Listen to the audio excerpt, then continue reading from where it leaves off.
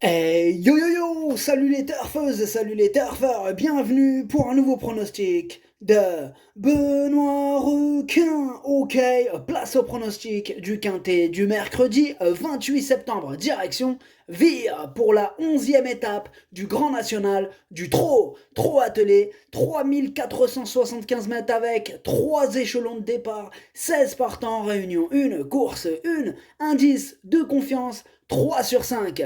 Petit retour sur le quintet du mardi 27 septembre, c'est le 16 qui a joué les troubles fêtes. Pour les VIP ce mardi, on a quand même réussi à se choper un ticket tiercé dans l'ordre, mais il a quand même bien foutu le bordel, ce numéro 16. N'hésitez pas à mettre un pouce bleu si la vidéo vous a plu, en plus ça aide beaucoup la chaîne. Ok, c'est parti, on commence le pronostic et on commence avec le numéro 1, Fragonard Dello. Et on écoute l'entraîneur Franck Leblanc. Fragonardello n'a pas démérité dernièrement à Cran. Il fait toutes ses courses, même s'il doit régulièrement se contenter de petites allocations. Il n'a pas de marge de manœuvre, mais sa forme est sûre.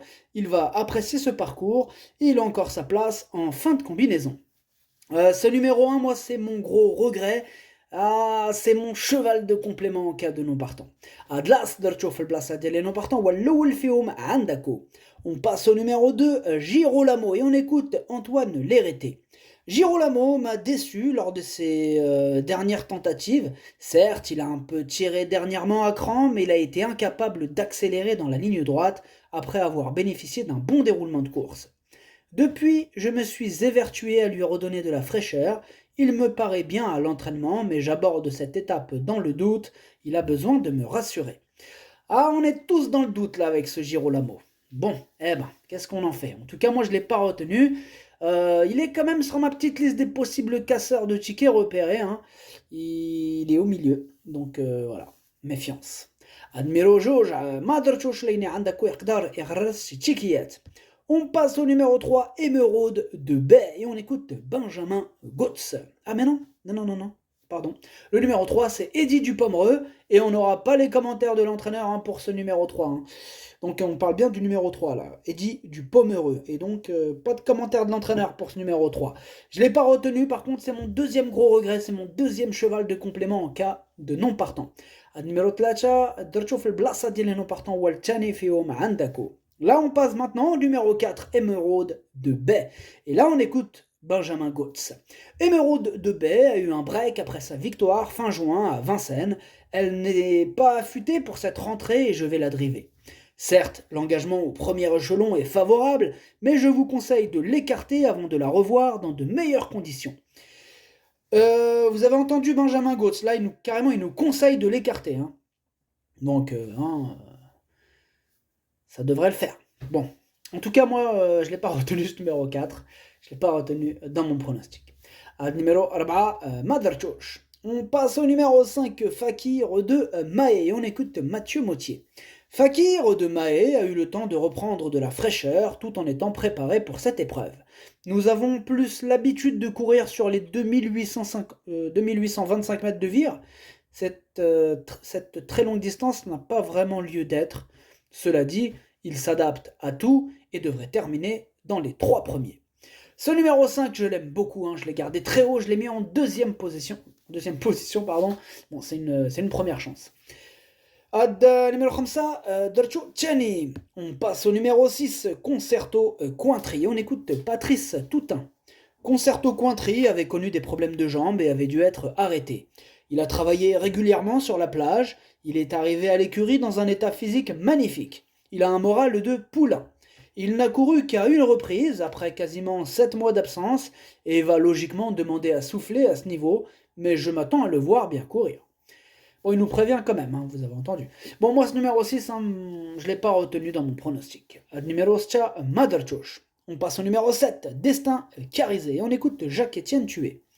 Destin Carizé a calé à mi-tournant final pour son retour dans la capitale.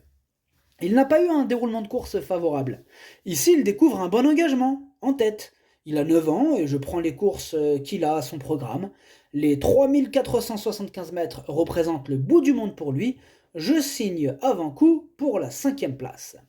Eh bien, ce numéro 7, je ne l'ai pas retenu dans mon pronostic. Par contre, attention, c'est quand même le chef de ma petite liste des possibles casseurs de tickets repérés. النمرة 7 ما درتوش وليني عندك يقدر يغرس شي تشيكيات. On passe au numéro 8, Gently de Muse, et on écoute Jean-Michel Bazir. Gently de Muse rend la distance et va rester ferré après sa tentative dans la finale du Trophée Vert. Dans ces conditions, il lui sera difficile de se montrer à son avantage, il est préférable de le revoir, il aura de meilleurs engagements à venir.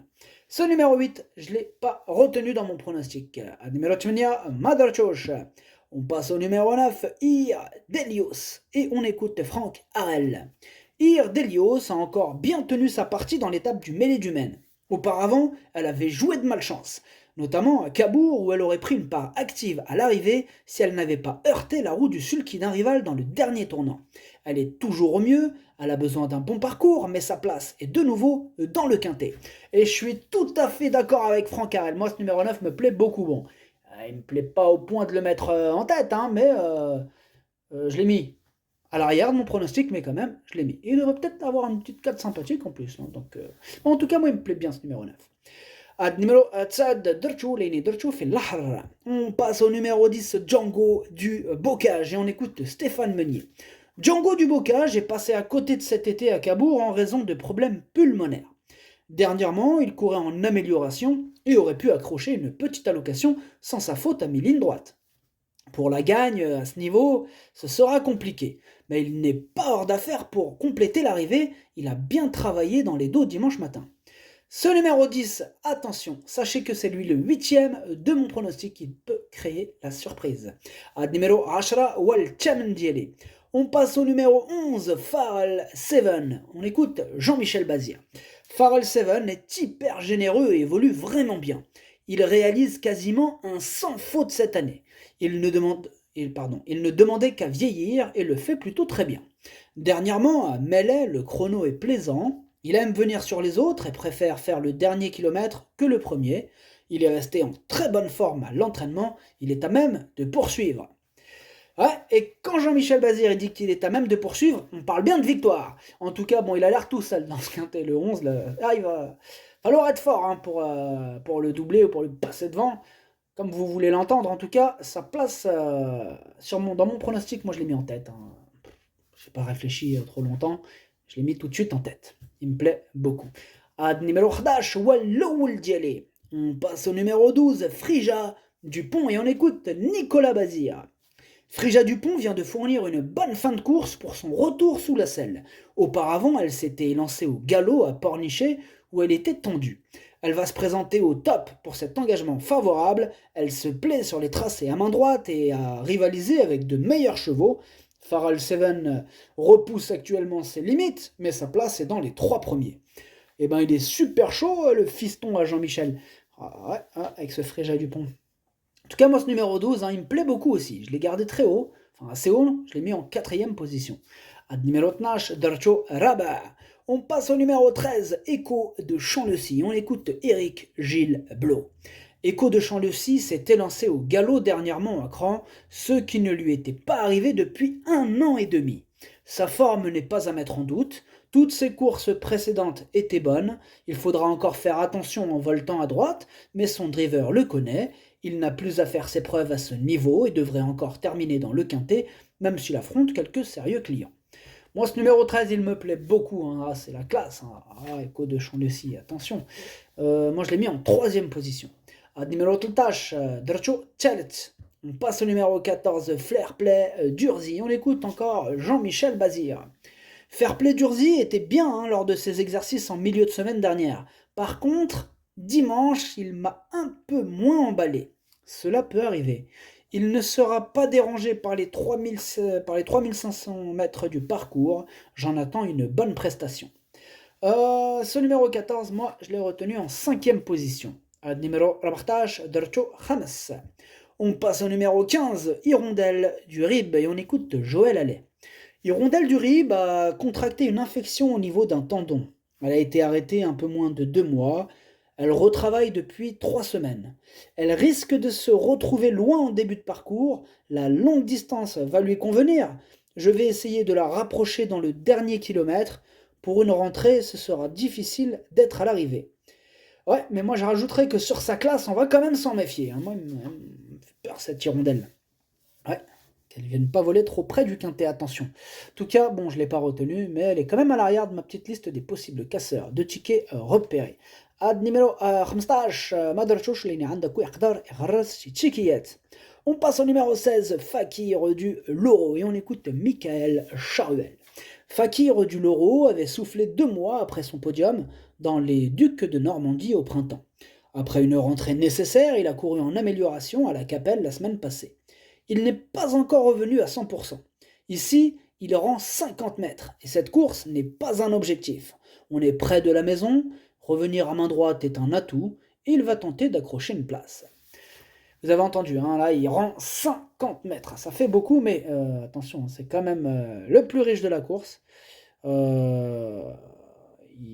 Sur sa classe, on doit quand même s'en méfier, donc je l'ai retenu dans mon pronostic, on ne sait jamais. Il peut, sur sa classe, il peut rendre les 50 mètres, et pourquoi pas grappiller une petite place. Voilà, donc je l'ai gardé en bout de combinaison. Ad numéro stash, Dercho Saba. Le pronostic, ça donne 11, 5, 13, 12, 14, 9, 16. Merci d'avoir suivi cette vidéo. N'hésitez pas à mettre un pouce bleu si la vidéo vous a plu. En plus, ça aide beaucoup la chaîne. Pour accéder à tous mes tickets pour la course du quintet, rendez-vous directement en description de la vidéo. À jouer avec modération. Bonne chance. Chopez-le-moi. Ciao.